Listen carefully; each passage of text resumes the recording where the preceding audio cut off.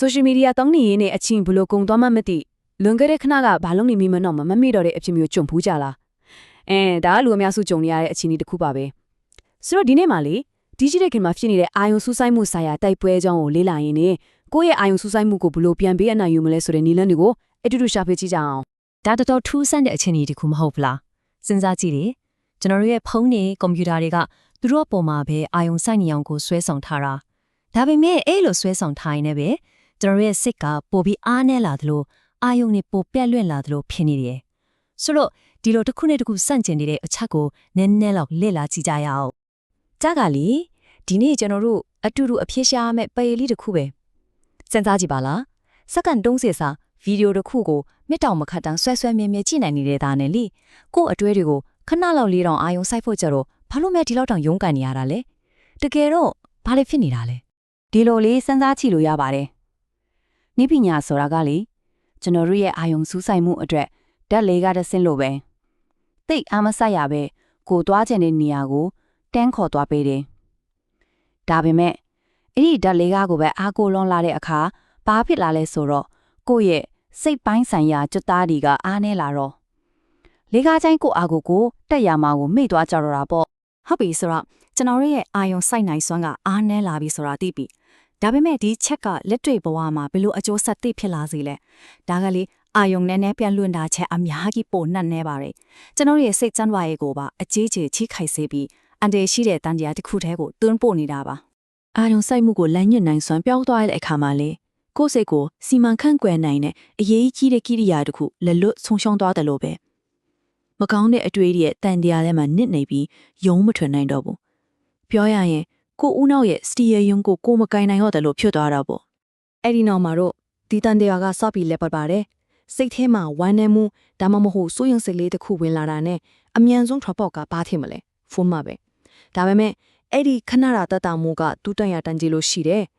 အဲ့ဒါကကျွန်တော်တို့ရဲ့အာယုံစိုက်နိုင်စွမ်းကိုပိုပြီးတော့အားနည်းစေတယ်ပြီးတော့နောက်တစ်ကျင်အဲ့ဒီမကောင်းတဲ့ခံစားချက်တွေပြောင်းဝင်လာတဲ့အခါပိုလို့တောင်ခံနိုင်ရမရှိဖြစ်သွားစေရုံစိတ်ယောဂကူးဆရာဝန်တုံးဖြစ်တဲ့ဒေါက်တာကေလို့လူသိများတဲ့ဒေါက်တာအလော့ခန်တို့ကြားကလေဒီချင်းတွေကိုတုံးလုပ်ဆရာကောင်းတဲ့နှမ်းရှင်မှုတစ်ခုလုပ်ထားတဲ့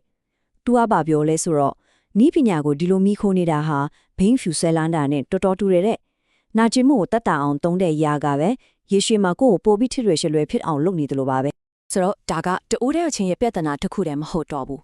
အာယောဆူဆိုက်မှုအတွက်ရုန်းကန်နေရတဲ့ဒီတိုက်ပွဲဟာကဘာနဲ့ချီပြီးဖြစ်နေတာတချင်ထဲမှာပဲစိုးရင်စိတ်နဲ့စိတ်ကြယောဂါတွေဒီလိုမြင့်တက်လာတာကလည်းတိုက်ဆိုင်မှုတစ်ခုမဟုတ်ပါဘူးဒီအချက်တစ်ခုကနက်နက်ရှိုင်းရှိုင်းဆက်ဆက်နေတယ်ပြဿနာကကျွန်တော်တို့ထင်ထားတာတဲ့အများကြီးပို့ကြီးမှနေပါတယ်ဒါပေမဲ့လေဒါကကိုပိုင်အားနည်းချက်တစ်ခုမဟုတ်ဘူးဆိုရင်ရောစိတ်ဓာတ်မခိုင်မာလို့မဟုတ်ဘူးဆိုရင်ရောအခုတန်းလန့်ကနောက်ွယ်ကိုတစ်ချက်ချောင်းကြည့်ပေးကျွန်တော်တို့ရဲ့အာယုံဆိုင်မှုကိုတမင်တကာပုံဖော်နေတဲ့အားကောင်းတဲ့စီးပွားရေးအင်အားစုတွေအကြောင်းလေ့လာကြည့်ကြရအောင် attention farming လို့ခေါ်တဲ့စီးပွားရေးလောကထဲကိုကြိုးဆိုပါတယ်ဒီစနစ်တင်မှာကျွန်တော်တို့ရဲ့အာယုံဆိုင်မှုကတင်းနှံ social media platform တွေကလေသမားတွေပဲသူတို့ရဲ့လေခွင်းတွေဖြစ်တဲ့ apps တွေကိုအဆုံးမရှိ scroll လုပ်လို့ရအောင်ဗီဒီယိုတွေအလွတ်အလွတ် play အောင်လုပ်ထားတယ်ဘာလို့လဲဆိုတော့အထက်နှုံးအကောင်းဆုံးဖြစ်အောင်တနေ့တလုံးဆွဲလန်းစေဖို့ဒီဇိုင်းဆွဲထားကြလို့ပဲဒီစကားကိုခဏလောက်စဉ်းစားကြည့်ပါကျွန်တော်တို့ရဲ့အာယုံစိုက်မှုကကိုယ့်ဘဝတစ်လျောက်လုံးမှာအဖို့တန်းဆုံးအရာပဲတဲ့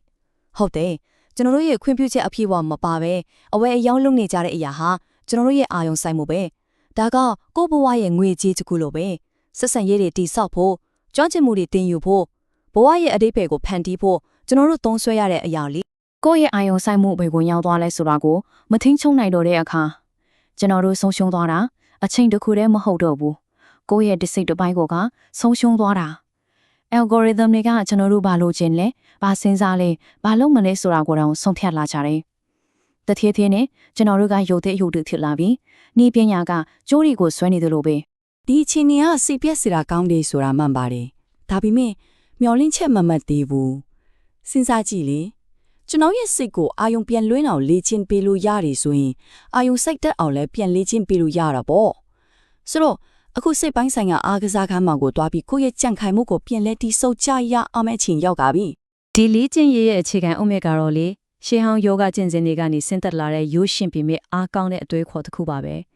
အဲ့ဒါကဘာလဲဆိုတော့ကိုယ့်ရဲ့အာယုံကိုအရာတစ်ခုရဲ့ပုံမှာတမင်တကတီးထားပြီးလမ်းလွဲတော်တိုင်းငင်းငင်းတာတာနဲ့ပြန်ခေါ်လာတဲ့လေ့ကျင့်မှုမျိုးပါဒီလေ့ကျင့်ခန်းကိုဒါရဏလို့ခေါ်ပါတယ် ကိုယ်စိတ်ကိုကြိုးတက်ထားတဲ့ခွေပေါက်စားလေးကောင်လိုသဘောထားကြည့်လိုက်ပါသူ့ကဟိုအနံ့ဒီဒီအတန်နေကြောင်းအမြဲတမ်းအာယုံပြန့်လွင့်နေတတ်တာပဲကိုယ့်ရဲ့တာဝန်ကကျိုးကိုစောင့်ဆွဲဖို့ဒါမှမဟုတ်ခွေးလေးကိုအဖြစ်ပေးဖို့မဟုတ်ဘူး